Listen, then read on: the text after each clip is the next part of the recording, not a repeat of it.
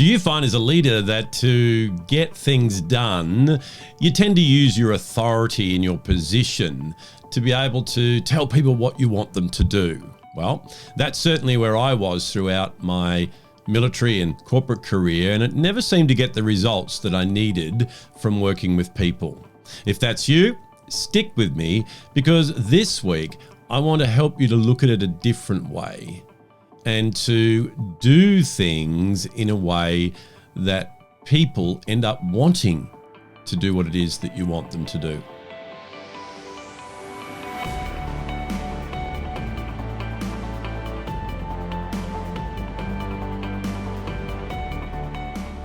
Hi, this is Grant Herbert, VUCA Leadership and Sustainable Performance Coach, and today I want to continue our conversation around the relationship management competencies by helping you to lead with influence.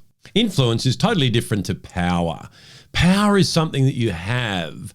Influence is something that you do. Many people have realized over their career that it's not about telling, it's about showing. And I certainly learnt that late in my career. People want you to demonstrate what it is that you want them to do. They want to feel like they're a part of it. And that's what influence is all about. There's a great book that I've read by Robert Cialdini called The Power of Influence. And he steps through these 6 facets of influence that really help you to be able to lead people in a way where they want to go along with the journey with you. Now, just like everything else, he wrote that book in a positive way to help people to be able to eliminate conflict and stress and all the challenges that come with leadership. However, you could use those same 6 principles to manipulate, and that's not what we're talking about here. A leader is someone who wants to help you to get where you're going so that collectively you all end up where you need to end up. It's not about telling them. It's not about having that power over them. It's about sharing a collective goal that you're all working on together. Collaboration is one of the key elements of teamwork. And for you to lead a collaborative team, you need to use this thing called influence. So what I want to do today is just unpack some key elements that I think we need to look at so that we become a more influential leader. And although we still hold the power, we don't need to use it. That using that stick of power is very much old school. It's back from the industrial age where there was a manager that lorded over everybody. He knew everything about everything.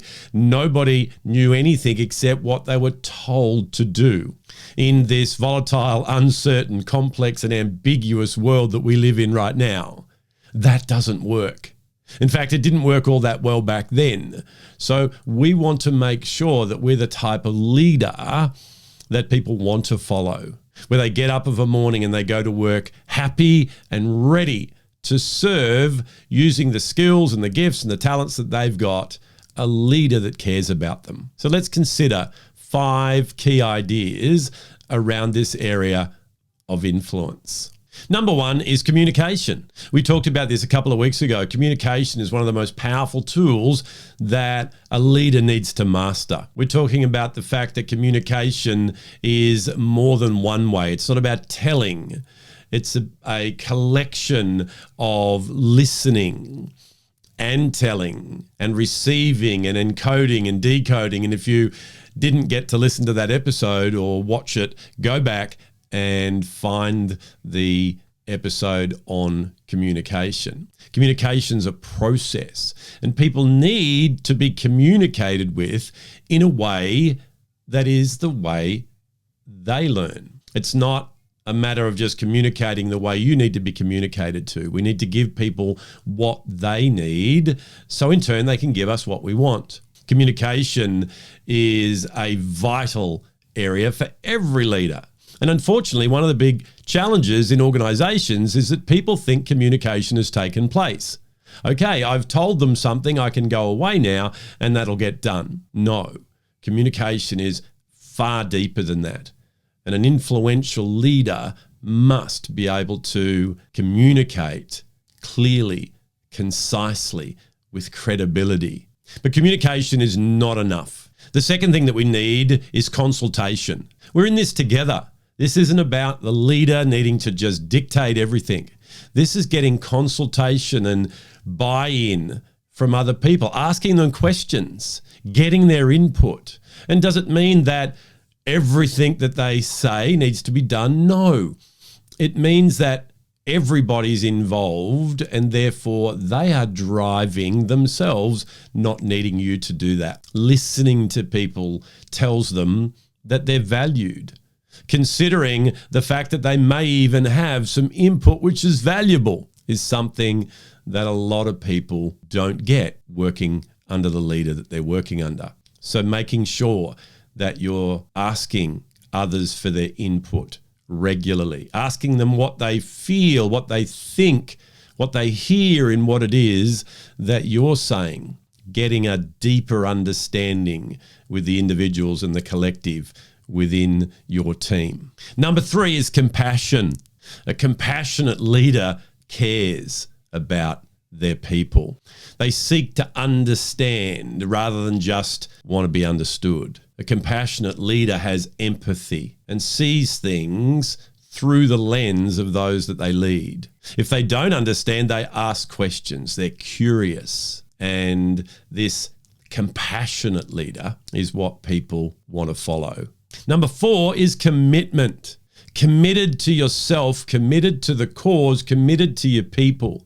Staying true to what it is that you say you're going to do, having that integrity that builds trust, where people know that you can be relied upon, staying firm and persisting when times are tough, leading the process of pushing through, being able to be committed to what it is that each and every individual that you're leading needs from you. And the biggest thing is being committed to having a culture where it's okay to get things wrong. It's okay for everyone not to know everything, to need to ask questions, to need to get some certainty, whatever it is, so that this beautiful group of human beings that you work with can navigate where it is that you're going. Being committed to them even when they get it wrong. Being committed to what it is that you said you were going to do. This is a key trust builder of an influential leader. And number 5 is confidence. A confident leader is influential. Remember, I said that power is something you have, but influence is something that you do. And when people see you doing the things that show them the way, they have confidence in you. When you do what you say you're going to do, that builds that confidence. When they're looking for answers, they have confidence that you will either have the answer or you'll help them to find it. They've got confidence that they're going to be listened to, that they're going to be valued. So they have confidence in you. They have confidence in what they're going to receive from you. And all this breeds confidence in themselves.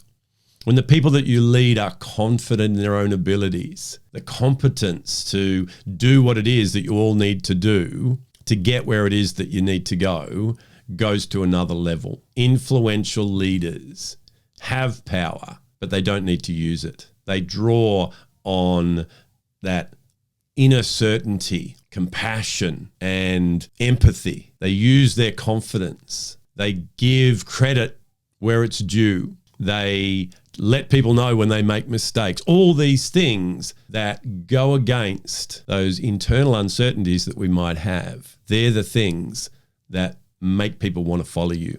So once again, just like every one of these relationship competencies, the foundation for building these is that personal power back in the self-awareness quadrant, being able to remove those limiting thoughts and beliefs and behaviors, to keep the behavior under control, to navigate your emotions in a healthy way. they're the foundations of being able to be an influential leader. Because these things that we've just talked about that we need to be able to do so that we can influence, they need that vulnerability. They need that ability for it to be okay to get it wrong, all these things. So influential leaders are the type of leaders that people want to follow.